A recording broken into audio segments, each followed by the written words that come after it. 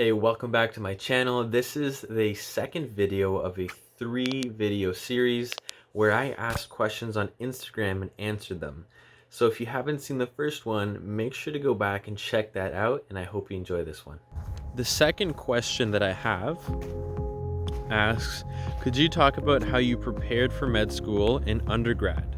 P.S. Love your videos. Thank you. I'm glad you like my videos, and I'm glad it brings value to people, and that you guys keep watching it. Make sure to like and subscribe and share with your friends. So what did I do in my undergrad to prepare for med school? Oh man, it was like such a long time ago, yet it wasn't. So my plan since high school, well, my plan to get into med school started in elementary school. So I had almost every year planned out roughly what I needed to do to be able to achieve this goal of entering med school. I've always been a planner. I like to know the future, and that's what I did. In undergrad, I did biomedical biology at Laurentian in Sudbury, and because it gave me the prerequisites for medical school, not because I like research. Which can be a good or a bad thing. If I didn't get into medical school, there goes the degree. But I always focused, well, one, there are courses you have to take. For me, like, I needed to take biology, I needed to take chemistry. So you do those, you do your best, you study hard, you don't give up, you always adapt to the class, because the way you study for biology is not how you study for chemistry. And so you have to know what subject you're doing, and then the best way to be efficient and effective in studying that subject so you can get the best grades possible. Something else I did was I made friends. Just like in life, networking is extremely important. In school, networking is extremely important. Collaboration. Because I'm not the smartest guy, but if I can be friends with the smartest guy, I can learn how he learns. Or I can study with him and he can teach it to me. And so that's what I did. I listened. I remember this like it was yesterday. I was sitting in my first year chemistry class. I wasn't doing too well in that class. I got 64 in my midterm. And I was listening to people behind me talk. And I was like, wow, these guys really understand what they're saying. And so I made it a goal to become friends with them, become part of their circle, so that I can learn with them and from them. And that's what I did. And through those friendships, I studied with them. And at the end, I went from a 64 in the midterm, and I finished with A, which is between 85 and 90. Now that's including the labs. But that just goes to show you that networking is important in all areas of life. So know how to study, make friends, good friends, and when you have the option to pick an elective course, pick an easy course. You can be interested. If it's easy and you're interested, that's the best, because you're going to enjoy it. Sometimes easy courses aren't the ones you enjoy the most, but it'll boost your GPA. There are a couple of bird courses at Laurentian that I was aware of, because I talked to upper years and they said, do this course because you'll get A+ for sure. And I'm like, I love an A+, easy. So I did that. Had to write papers or do tests that I wasn't super interested in, but I pulled off the A+, and that boosted my GPA, and maintained it high. And so I did enjoy them. And really, in undergrad, a lot of people say to do what you love, but sometimes what you love is hard to pull off a strong GPA. So there's a balance, and it varies at each school. So you have to know how your university is like.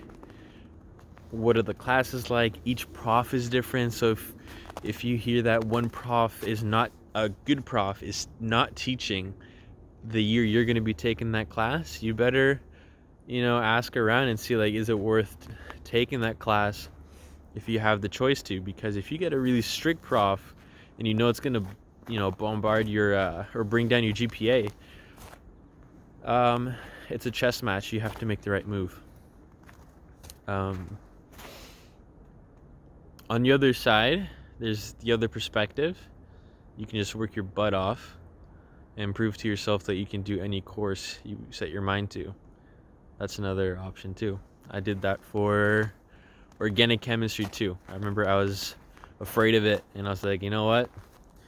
This might be a difficult course, but it's going to open opportunities in the future. So I studied really hard and pulled off a good grade in that class.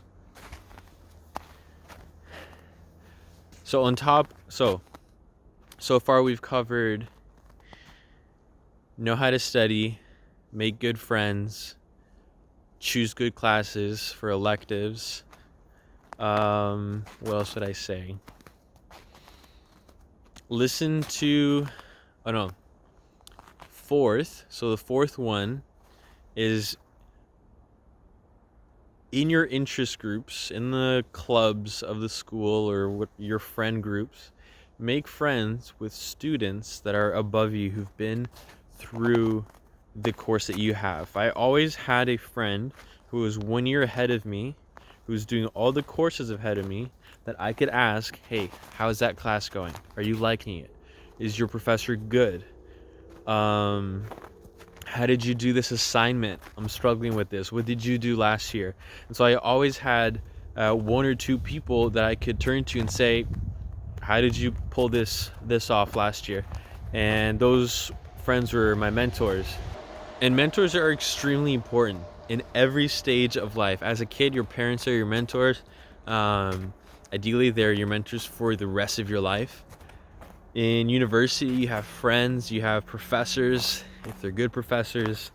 In medical school, you have tons of mentors. And so I guess the fifth point would be pick somebody that you trust, that you want to be like, that you want to emulate, that can guide you and lead you in the right direction, and make them your best friend. Ask them questions, hang out with them, because you want to cultivate a relationship with somebody that you trust in and that they can guide you in the right direction.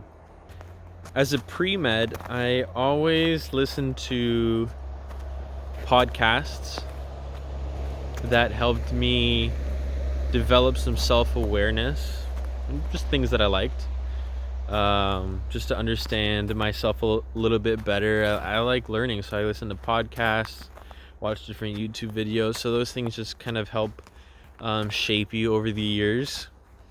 I had a mentor, so my mentor was a pastor at church, and I met with him once a week or once every 2 weeks or whatever it was. I always had him to go to if I had questions, if I was struggling with something, and that was very fundamental for me.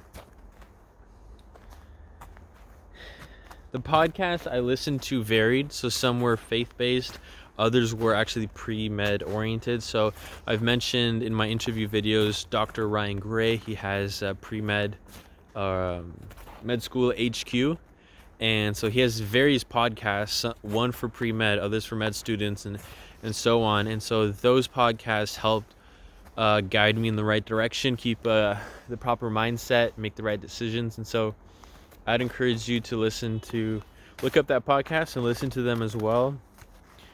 Make sure you're part of his Facebook group or some type of Facebook group where there's pre-meds and you guys can encourage each other. If you have friends, message them. It's good to maintain connection and those friendships with people who are ahead of you. So right now, my mentor from first year, so I was a first year med student. I was a first year undergrad student. He was a first year med student, and we're still friends. So now I'm a first year med student and he's a second year family medicine resident. And we still text each other. I ask him questions. I tell him, hey man, cardiology is hard. And he's like, yeah, I know. Hang in there. Don't give up. And so that friendship will last a lifetime. And so those are always amazing to have in life. Other aspects of pre-med that you want to think about are your extracurriculars. What are you involved in? Are you involved in clubs, different groups? Are you involved in church, sports, work, volunteering? Do things you like, do things that leave an impact on you, because you want these experiences to almost change you and leave a profound impact in your life. Because when you go and do an interview in medical school, they're going to ask you about these experiences. And if you're just doing something for the sake of it, your answer's not going to be passionate. They're going to see right through it. And so they want to see that you are somebody who is involved in things that they're passionate about. So like for me, I was involved in youth group in church, and I was talking, and I was mentoring teenagers. I was mentoring classmates. Those were things that I loved and that helped me grow, helped them grow. And so I was able to speak from a position of passion. And that immediately translated in the way I told my story. And so make a list of extracurriculars that you have and rank those by how passionate, how involved you are. If you haven't done anything, well, I encourage you to do a couple things. Even if it's 2 or 3, it's better to have less activities with greater quality than more activities with less quality. It's about quality, not quantity. You could do 40 different things, but if it's superficial in all of them, you're not really growing and you're not making that big of an impact. And so that shows.